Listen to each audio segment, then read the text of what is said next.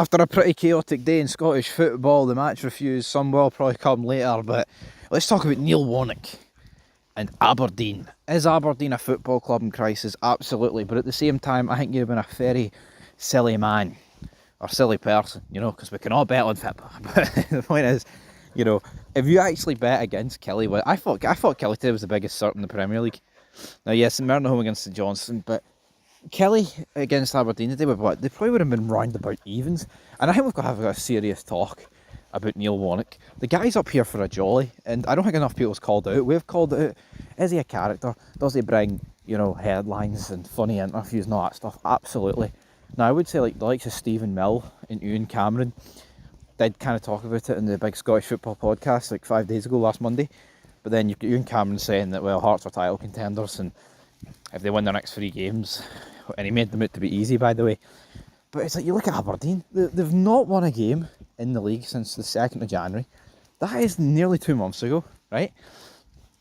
The top 6 is pretty much faded away. Now, I think top 5 is gone.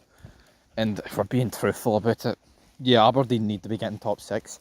But what good's top 6 if you're not getting the European football that comes with it?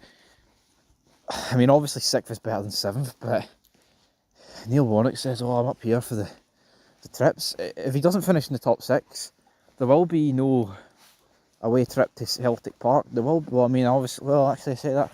I was going to say he could get it in the cup. No, he's at home, I believe, against Kelly.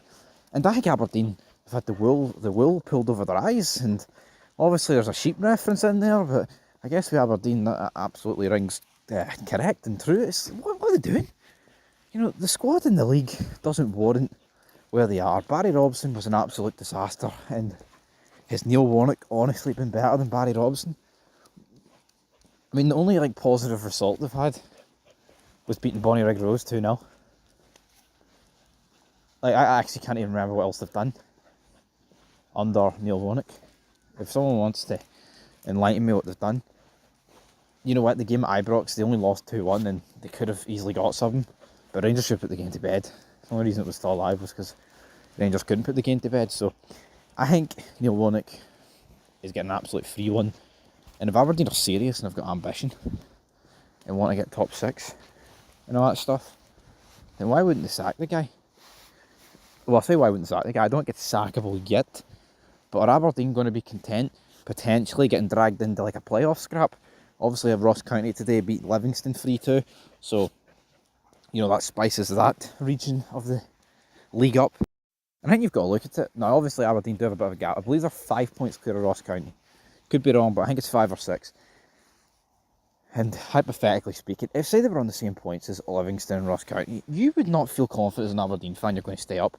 I mean, I still think there's a half-decent chance they could finish 11th. I mean, if Livy and Kelly, not Livy and Kelly, if Livy and Ross County went on a run, I mean, I would think that Aberdeen are honestly almost close to snookered. They could very easily end up in 11th, but you would feel like Aberdeen would still have enough in the tank to get the job done against whoever would, win the wee playoff system they got in the Championship, which again is a bit of a jobber. But I think Neil Warnock's almost getting a pass because, oh well, he's old, he's got experience, and yes, this, that, and the other. Aye, he's got experience doing lit trips. He's not very good. He's absolutely not very good. I mean, he's won nothing in his fucking managerial career. Yeah, alright, yeah, he's won a few wee promotion things. But are we supposed to pretend that that's the end-all be-all? What was the last big thing Neil Warnock did as a manager? Couldn't tell you. It's probably over a decade ago or so, to be perfectly honest. So, I think Aberdeen fans need to wake up and smell the coffee and, to be quite frank, realise that they're humped. And, yeah, on paper, signing Neil Warnock looked like a good move, but even look at his behaviour at Ibrox. I mean, the guy was like, oh, it's great here, isn't it? Doesn't matter if we lost 2-1, in Aberdeen fans' eyes, Aberdeen Rangers is a massive game, and yeah, I know it's obviously bigger for Aberdeen than it is Rangers, but it's still a massive game in the aspect of Scottish football. It's probably like the third biggest game behind obviously the Old Firm and the Ember Derby. So, and he treated it like a joke. Did he seem? I get it right. He's just literally got the job. He's not going to all of a sudden get the fever for a club. But if Clement came in and was joking, like, yeah, first game at Parkhead, That was special, aye. It doesn't matter if we get beat. You'd be raging. I think standards have got to be risen at football clubs across the country. I get it. You know, there's a golfing money and all that stuff, but you've still got to have your integrity. The days of Aberdeen, what they were doing in the 80s, or was it the 40s, not that long ago, with like Ferguson, that's long gone. And bringing this old guy back and just treating it as a big charade, it could get them seriously fucking relegated if they're not careful. Anyway, I thought I had to make this video here on Fog Football. Neil Warnock, he's a lucky man.